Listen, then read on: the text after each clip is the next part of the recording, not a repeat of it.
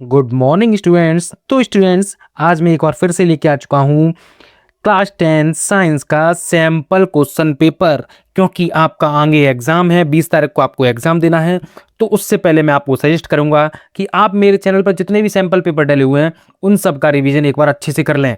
और गारंटी है कि आप इन सब सैंपल पेपर को करके जो 2025 में एग्जाम होने वाला है साइंस का, उसको फोड़ देंगे। तो देखिए, एक और सैंपल पेपर है, बहुत ही ज़्यादा इंपॉर्टेंट रहने वाला है आप लोगों के लिए। आइए इसको देखते हैं। उससे पहले वीडियो को लाइक जरूर कर दें, बस चैनल को सब्सक्राइब जरूर कर लें। बस ये वीडियो अपने दोस्तों के साथ भी शेयर कर दें ताकि वो भी अच्छे नंबर ला सकें। तो आइए शुरू करते हैं। तो देखिए, आपका जो पहला क्वेश्चन इसमें रहेगा वो रहेगा, देखिए ये रहा, 4 test tube containing solution first second third and fourth. ये वाला देखिए आपका दिया गया है, so below the along with the colour zinc sulphate is contain, यानी किस में जिंक सल्फेट रहेगा आपके सॉल्यूशन, ए में, बी में, सी में या डी में, यानी 1 2 3 4 किस में रहेगा। तो देखिए, एक चीज मैं आपको बता दूं, जो जिंक सल्फेट होता है ये कलरलेस होता है। तो इसका जो आपका आंसर है वो रहेगा आपका फोर्थ में। तो यहां देखिए फोर्थ किस में, बी। तो इसका आंसर आपका रहेगा बी। वही दूसरा देखिए क्वेश्चन आपका दिया गया है, choose a displacement reaction. Displacement reaction को चूज करना है। बर्निंग ऑफ मेटल, नहीं ये वाली नहीं है।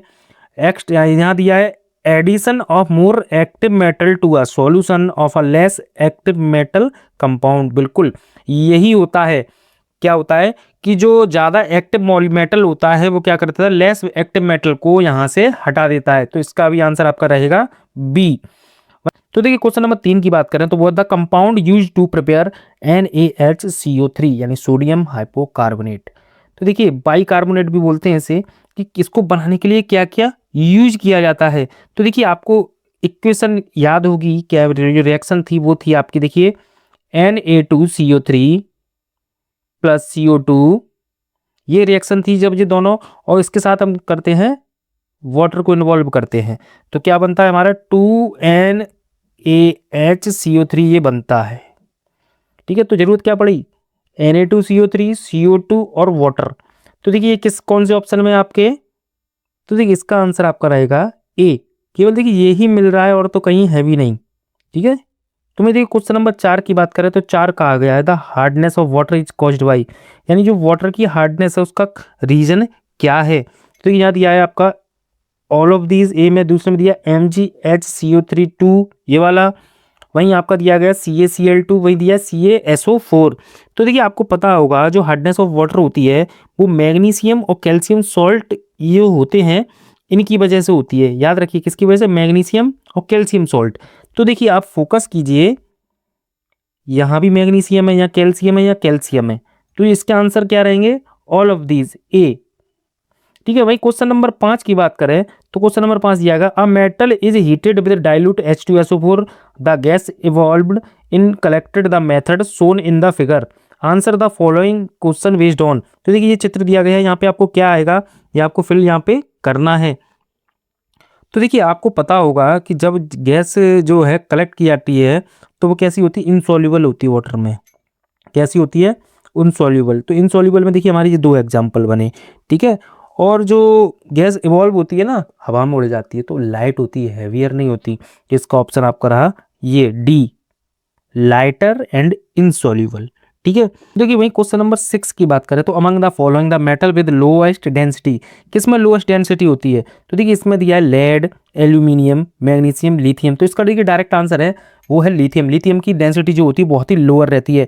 वही क्वेश्चन नंबर 7 की बात करें तो वो दिया गया the total number of electron shared in the formation of an ethane molecule, ethyne molecule बनाने में क्या क्या यूज किया जाता है, कितने, यानी कितने इलेक्ट्रॉन्स फॉर्म होते हैं। तो देखिए यहाँ पर जो इलेक्ट्रॉन्स फॉर्म होते हैं वो आपके ऑप्शन दिया 10, 4, 3 या 6, 10, 4, 3, 6 कितने होते हैं। तो इसका आंसर है आपका ए, 10।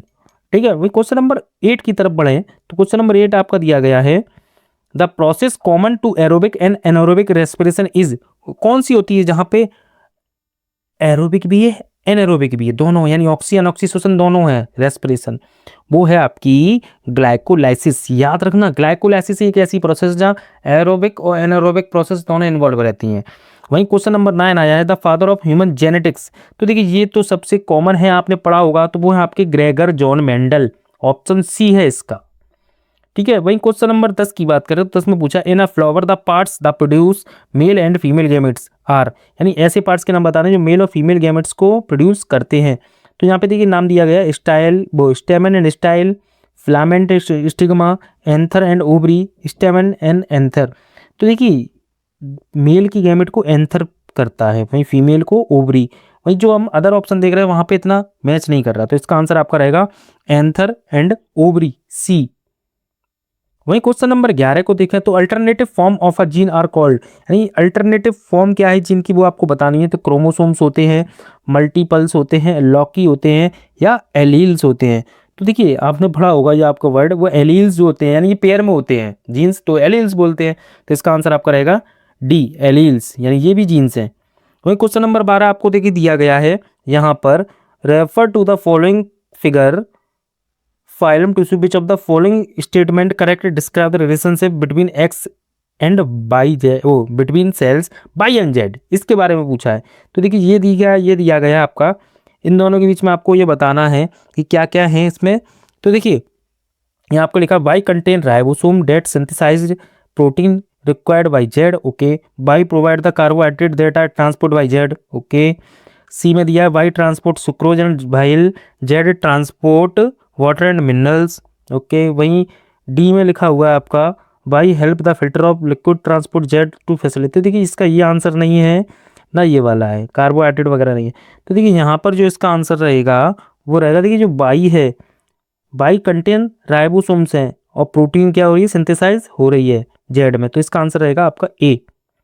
वही क्वेश्चन नंबर 13 को देखें तो the process of inducing a current in a coil of a wire placing in a region changing magnetic field is electric effect, magnetic effect of current, electromagnetic induction, heating effect of current. इसका answer आप comment box में जरूर बताएं, ठीक है।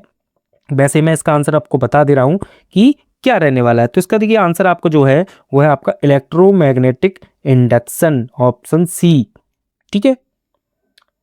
वहीं question number 14 को देखें तो क्वेश्चन नंबर 14 आपका देखिए टेबल दी गई है पूरी, इसमें लिखा है मैच द कॉलम, यानी मैचिंग करने आई है भाई, मैचिंग। तो देखिए इलेक्ट्रिक करंट, ईएमएफ, रेजिस्टेंस और रेजिस्टिविटी ये पूरा आपका दिया गया है। तो देखिए इलेक्ट्रिक करंट जो है वो किस में नापते हैं हम, एम्पियर में, तो पहले का चौथा, ठीक है। वहीं जो ईएमएफ ये जो है इसको कहाँ करते हैं, ये वोल्ट में जाता है। वहीं रेजिस्टेंस जो होता है वो आपका जाता है ओम। वहीं अब बचा है रेजिस्टिविटी, वो ओम मीटर। तो देखिए इसका जो ऑप्शन आपका रहेगा वो रहेगा आपका, ये यहाँ से मैचिंग कर रहा है, सी। इसका ऑप्शन रहेगा आपका सी। वहीं क्वेश्चन नंबर 15 को देखें तो क्वेश्चन नंबर 15 आपका क्या कह रहा है, the system of interdependent food chain represent. तो जो फूड चेन है वो किस पर डिपेंड है, क्या दिखा रहा है। तो वो देखिए इंटरडिपेंडेंट होती है, कोई मल्टीपल चेन्स होती हैं, तो वो कौन किस में होती हैं, फूड वेब में, ठीक है, एक दूसरे पर निर्भर होती हैं। तो ये आपका आंसर रहेगा इसका डी, ठीक है। वहीं क्वेश्चन नंबर 16 की बात करें तो क्वेश्चन नंबर 16 में देखिए क्या दिया गया है, in the following group of material which group contains only non biodegradable material. किसमें नॉन बायोग्रेडेबल मटेरियल है वो आपको बताना है। इसमें आपको पहले में दिया polythene, detergent, PVC, would, paper, leather, ये तीनों बायोग्रेडेबल है। Plastic, detergent, grass. तो देखिए यहाँ ये जो ग्रास वगैरह है ये बायोग्रेडेबल है। प्लास्टिक, बैकलाइट एंड क्लोथ ये भी है इसमें बायो, ये पहला ये इसका ऑप्शन है, इसका आंसर रहेगा आपका ए, प्लास्टिक, डिटर्जेंट एंड पीवीसी, ठीक है भाई। अब इसके बाद बात आती है आपके 4 असर्शन और रीजन की। तो देखिए असर्शन और रीजन को देखिए देख लेते हैं क्या कह रहा है वो, sodium metal is stored under kerosene, okay. वहीं देखिए यहाँ पर दूसरा कह रहा है metallic sodium melt when expose to air, melt नहीं होता, ये देखिए गलत है। यहाँ पर ये सही है बट ये दूसरा वाला गलत है, रीजन मेल्ट नहीं होता। तो इसका आंसर आपका रहेगा A is true but R is false, ठीक है। वही क्वेश्चन नंबर 18 देखते हैं हम, asexual reproduction is primitive type of reproduction, okay. Asexual reproduction involve only mitotic cell division. तो देखिए यहाँ पर देखिए क्या कह रहा है, ये माइटोटिक सेल डिवीजन ही तो होता है, सिंपल सा, ए सेक्सुअल में भी होता है। तो इसका देखिए क्या हो गया, आपका आंसर हो गया ए, दोनों हैं, बोथ असर्शन रीजन ट्रू हैं और वो करेक्ट एक्सप्लेनेशन कर रहा है, ठीक है। वही क्वेश्चन नंबर 19 को देखते हैं तो क्वेश्चन नंबर 19 क्या कह रहा है आपका, देखते हैं। असर्शन कह रहा है force experienced by moving change will be maximum if direction of velocity of charge is perpendicular to applied magnetic field. वहीं रीजन दिया force on moving charge is independent of direction of the applied magnetic field. तो देखिए इसकी बात कर रहे हैं तो देखिए ये बात सही नहीं लग रही मुझे, ये है भी नहीं सही। इसका आंसर आपका देखिए यही रहेगा सी। ठीक है, A is true but R is false. Explanation की बात ही नहीं आ रही कहीं पे। क्वेश्चन नंबर 20 दिया गया है, ecology is study of relationship between living organism and their environment. Okay, the biotic and the non living environment of an area function together to form an ecosystem. Okay, ये दोनों देखिए दोनों हैं, तो इसका आंसर आपका देखिए डायरेक्ट है ए। करेक्ट एक्सप्लेनेशन हो रही है। तो देखिए ये आपके आंसर थे, ये आप देख लीजिए। वहीं आप बढ़ते हैं सेक्शन बी की तरफ। तो देखिए सेक्शन बी में आपके देखिए पहला क्वेश्चन जो आया है वो देखते हैं। सेक्शन बी में पहला क्वेश्चन आया है, ये आपका पूछ रहा है कि इसमें से हमें एल्केन, एल्कीन और एल्काइन बताने हैं। तो देखिए एल्कीन यहाँ रखते हैं, पहले alkane then alkene then alkyne, ये पूछ रहा है वो आपसे। तो यहाँ पे देखिए एल्केन कौन होते हैं आपने पता होगा। देखिए जो आपके एल्केन होते हैं, एल्केन, इनका जो फॉर्मूला होता है वो होता है CnH2n+2। ओके, ये एल्केन। तो यहाँ से अगर हम देखते हैं इसी फॉर्मूले से तो वो आपके आते हैं, ये देखिए C5H12, ठीक है, और C3H8, ये रहा, ये दोनों कौन है आपके एल्केन हैं। वहीं अब मैं एल्कीन की बात करूं तो एल्कीन का देखिए जो फॉर्मूला होता है वो होता है CnH2n। ठीक है, तो जहाँ देखिए तो यही हो गया C2HO4, वहीं दूसरा आपका होगा C4H8, ये एल्कीन है। वहीं अब मैं बात करूं एल्काइन की, एल्काइन कौन कौन से हैं तो देखिए बचे कौन, C3H4 और C5H8। ठीक है, इसका जो फॉर्मूला है आपका देखिए क्या है, इसका फॉर्मूला है आपका CnH2n-2 हो जाता है। ठीक है, ये इसका फॉर्मूला, तो इससे आपको इजीली कर पाएंगे। ठीक है, ये आपको मैंने बता दिए। वहीं क्वेश्चन नंबर 22 की बात करें, why can not fertilization takes place in the flower if pollination doesn't occur. तो नॉर्मल सी बात है भाई, जब फ्लावर में दोनों चाहिए भाई, मेल एंड फीमेल गैमेट दोनों चाहिए, पॉलिनेशन नहीं होगा तो भाई फर्टिलाइजेशन कैसे हो जाएगा, नॉर्मल सी बात है। ठीक है, इसका तो आंसर आपका सिंपल सा मैंने देखिए दिखा दिया है। क्वेश्चन नंबर 23 की बात करें तो वो पूछ रहा है, what happen to glucose which enter the nephron along with the filtrate. तो देखिए ये वाली जो आंसर है इसका बड़े ही सिंपल तरीके से मैंने आपको शो कर दिया, आप देख लीजिए। वहीं देखिए इसका ये दूसरा आया है आपका, explain the role of liver in excretion, यानी एक्सक्रीशन प्रोसेस में लिवर का क्या क्या रोल है, चाहे आप ये करें चाहे ये करें। काफ़ी इंपॉर्टेंट रहने वाले ये क्वेश्चन है, वही मैं आज आपको यहाँ पे फिर से लेके आया हूँ, करा रहा हूँ। आप फटाफट वीडियो को देखें और लाइक करते जाएं। ठीक है, वही क्वेश्चन नंबर 24 देखते हैं। जब हम क्वेश्चन नंबर 24 की बात करें, if the image formed by a lens for all position of an object placed in front of is always erect and diminished. What is the nature of this lens? Draw a ray diagram to justify the answer. यहाँ केवल आपको रे diagram बनाना है। जैसे आपका ये कोई कह रहा है कि पोजीशन है, object place in the front पे जा रहा है, तो देखिए इसका आंसर मैं शो कर दिया आपको, आप देख लीजिए। वहीं क्वेश्चन नंबर अब हम बात करें क्वेश्चन नंबर 25 की, तो ये क्वेश्चन नंबर 25 में वो आपको कह रहा है, देखिए complete the below diagram by filling space mark A B C and D। तो देखिए यहाँ पे देखिए आपको दिया गया है, ये ट्रॉफिक लेवल शो किए गए हैं, ये पिरामिड आपको याद हो। ठीक है, तो इसको आपको फिल करना है।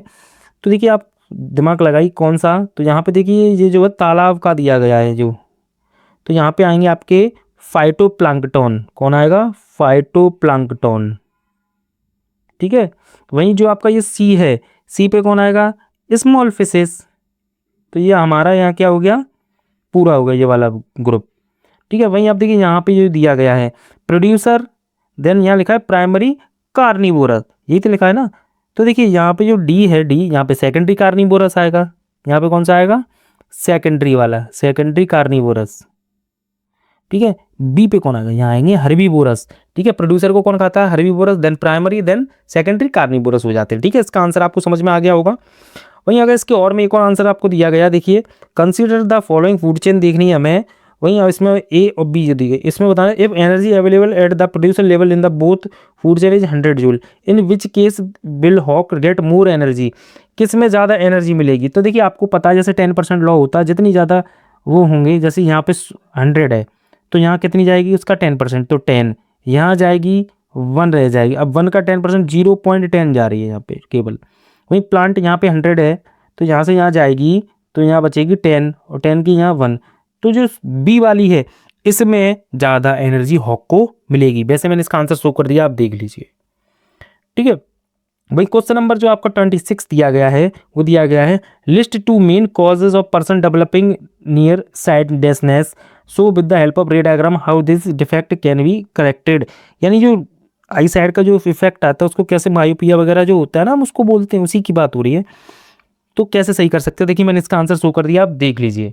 वहीं अब बढ़ते हैं सेक्शन सी की तरफ। सेक्शन सी में देखिए आपका क्वेश्चन नंबर 27 पूछा है state 3 reason for the following fact sulphur is non metal, magnesium is a metal, one of the reason must be supported with the chemical equation. यहाँ पर आपको केमिकल इक्वेशन देनी है। देखिए इसका मैंने आंसर बस शो कर दिया, एक्सप्लेन इतना नहीं कर पाऊंगा क्योंकि आपके पास भी इतना टाइम नहीं है, मेरे पास भी इतना नहीं है। ठीक है, मेरे पास भी काम है। आप देखिए आंसर देख लीजिए, आपको समझ में आ जाएगा। वहीं इसी का सेकंड में आपका देखिए जो ये है मैग्नीशियम वाला, वो भी मैंने आपको शो कर दिया। भाई क्वेश्चन नंबर 28 की बात करें, यहाँ पर ये पहले वो पूछ रहा है define non metal given 5 example of each. यहाँ पर 5 एग्जाम्पल देने हैं, ठीक है, नॉन मेटल के, और डिफाइन करनी है केवल। ठीक है, वहीं यहाँ पर आपका दूसरा क्वेश्चन दिया है name a non metal which conduct electricity. एक नॉन मेटल का नाम बताना है जो जिसमें इलेक्ट्रिसिटी कंडक्ट होती है। तो आप नॉर्मल सी बात है, वो कौन है, कार्बन। ठीक है, वहीं आपका जो दूसरा बात कर रहे हैं name a non metal having luster shining surface. Okay, तो देखिए ये कौन सा होता है, वो होता है आपका आयोडीन। ये होता है, इसका आंसर होता है आपका आयोडीन। ठीक है, वहीं यहाँ पूछा है फोर्थ में name a non metal which is extremely hard. ऐसा कौन सा मेटल जो बहुत ज़्यादा हार्ड होता है, तो इसका आंसर है आपका देखिए कार्बन यानी डायमंड। इससे ज़्यादा कोई भी हार्ड नहीं होता, डायमंड। ठीक है, वहीं इसका क्वेश्चन नंबर 5 दिया गया है how do non metal react with oxygen. कैसे करता है, एग्जाम्पल देना है, एक क्वेश्चन देनी है आपको, और इससे बनता क्या है वो आपको पूरा देना है। क्वेश्चन नंबर 5, तो देखिए ये मैंने आपको उसका आंसर पूरा शो कर दिया, आप देख लीजिए। ठीक है, वहीं देखिए उसके और में देखिए आपसे पूछा गया right the electron dot structure of sodium oxygen magnesium. इनके इलेक्ट्रॉन डॉट स्ट्रक्चर को आपको लिखना है। ठीक है, वो मैंने देखिए आपको दिखा दिया। वहीं तीसरे में दिया show the formation of Na2O plus MgO by the transfer of electron. वहीं तीसरे में दिया है where what are the ions present in these compound, कितने प्रेजेंट होते हैं। तो देखिए इसका पूरा जो आंसर है वो आपको सीधा सीधा तीनों का एक टेबल बना के शो कर दिए, आप देख लीजिए आंसर। ठीक है, वहीं क्वेश्चन नंबर 29 जो पूछा है why is nutrition is a necessary for an organism state 3 reason. 3 reason दे रहे हैं न्यूट्रिशन को कि न्यूट्रिशन हमारी बॉडी के लिए बहुत ही ज़्यादा इंपॉर्टेंट रहता है। ठीक है, क्यों है, तो देखिए इसका भी मैंने आंसर आपको शो कर दिया है। वहीं इसके जो दूसरे में देखिए आपके पूछा what is likely to happen if green plant disappear from earth. अगर हरे प्लांट गायब हो जाएंगे तो क्या होगा, तबाही मच जाएगी, जीवन खत्म। तो देखिए इसका आंसर भी मैंने आपको शो कर दिया है, आप देख लीजिए। ठीक है, वही क्वेश्चन नंबर 30 की बात करें तो बात है explain Mendel observation when he crossed homozygous TT plant व ड्रॉप टीटी। तो देखिए यहाँ पे मेंडल का जो फर्स्ट लॉ था उसकी जो एक्सप्लेनेशन थी, क्या नाम है उसका, मोनो हाइब्रिड क्रॉस का जो सेमी वाला, वो आपसे पूछा गया है। वो आपको क्रॉस यहाँ पे करके दिखाना है। ठीक है, दोनों F1 F2 फैमिली तक पूरा मोनो हाइब्रिड क्रॉस को। ठीक है, वही 31 में आपको देखिए क्या पूछा गया आपसे द रिफ्रैक्टिव इंडाइस 1.003 कॉमा 1.31 1.5 ये पूरा आपको दिया गया है। ठीक है, इसमें आपको बताना है बेंजीन का इसमें लाइट ट्रेवल फास्ट, किसमें ज़्यादा ट्रेवल फास्ट करेगी। ठीक है, तो इसका देखिए मैंने आंसर आपको शो कर दिया, आप देख लीजिए। भाई क्वेश्चन नंबर 32 की बात करूँ, a wire of resistance 2 has been connected to the 50 volt, what is the current flowing through the wire. तो देखिए इसका भी क्वेश्चन आंसर मैंने शो कर दिया आपको। ठीक है, वहीं इसका सेकंड पूछा है the electric refrigerator rated 400 watt operate 8 hour day, what is the cost of energy to operate its 30 days 3 kilo hour per. Oh my god. ठीक है, इसको भी देखिए सॉल्व करना है, ये भी मैंने आपको शो कर दिया। दोनों के आंसर वैसे मैंने साथ में शो किए, आप देख लीजिए। ठीक है, वही क्वेश्चन नंबर 33 आपका दिया एक हाउस है उसमें इलेक्ट्रिक अप्लायंसेज लगे हैं। द रेफ्रिजरेटर 400 वाट का है, 10 आवर चलता है। तेरे 2 इलेक्ट्रिक फैंस 80 वाट के हैं, 6 आवर डेली चलते हैं। ठीक है, सेकंड में दिया 6 इलेक्ट्रिक ट्यूब है, रेटिंग 18 वॉट की दी गई है और 6 घंटे डेली चलती हैं। ठीक है, तो यहाँ पे आपको टोटल मंथ बताना है जून का भाई। ठीक है, और यूनिट का रेट है 3 रुपये। यूनिट का रेट कितना है? 3 रुपये। तो इसको देखिए आपको पूरा सॉल्व किया है, कैसे है देखिए आप देख लीजिए। वहीं अब बढ़ते हैं सेक्शन डी की तरफ। सेक्शन डी में पहला आया है, esters are sweet smelling substance and are used in making perfume. Perfume बनाने काम आते हैं।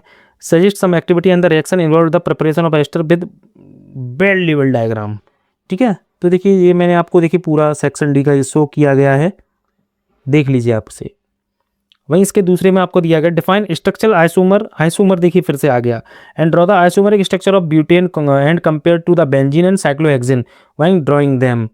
तो देखिए इसका आंसर मैंने आपको शो कर दिया, आप देख लीजिए।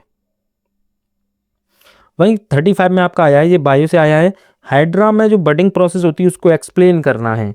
वहीं देखिए नीचे ड्रॉ आपका दिया गया है, इसी को समझ के आपको एक्सप्लेन पूरा करना है। वहीं इसी के देखिए और में एक और आंसर दिया गया, क्वेश्चन दिया गया है आपका, वो देखते हैं। वो दिया गया है, why do we call pituitary gland as the master gland, क्यों कहते हैं और कहाँ पर होती है, उसका काम क्या क्या है।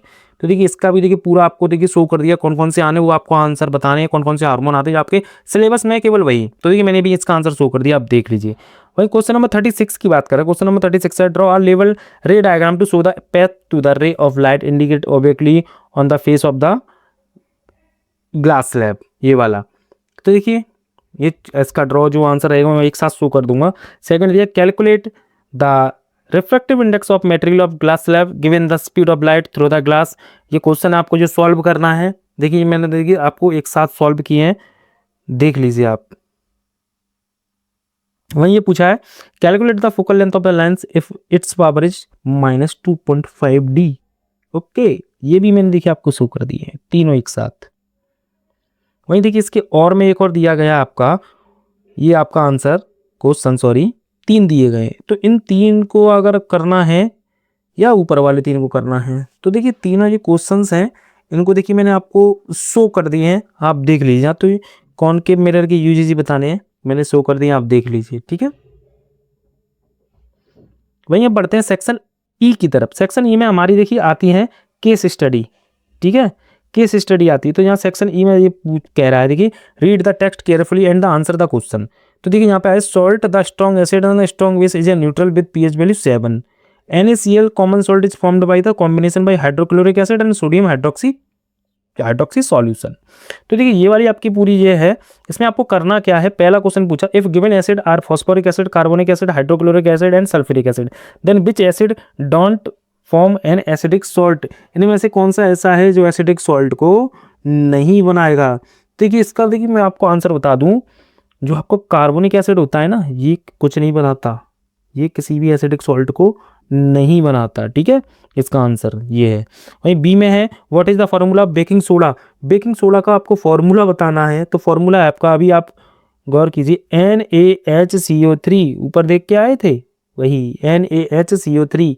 ठीक है, वहीं यहाँ पे है, name the substance which are on treatment with chlorine to obtain bleaching powder.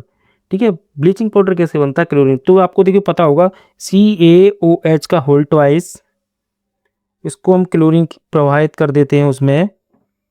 ठीक है, तो क्या बनता है हमें ब्लीचिंग पाउडर, CaOCl2 ये बनता है। ठीक है, ये रिएक्शन आप मेंशन कर देंगे, वैसे मैं शो कर दे रहा हूं सब।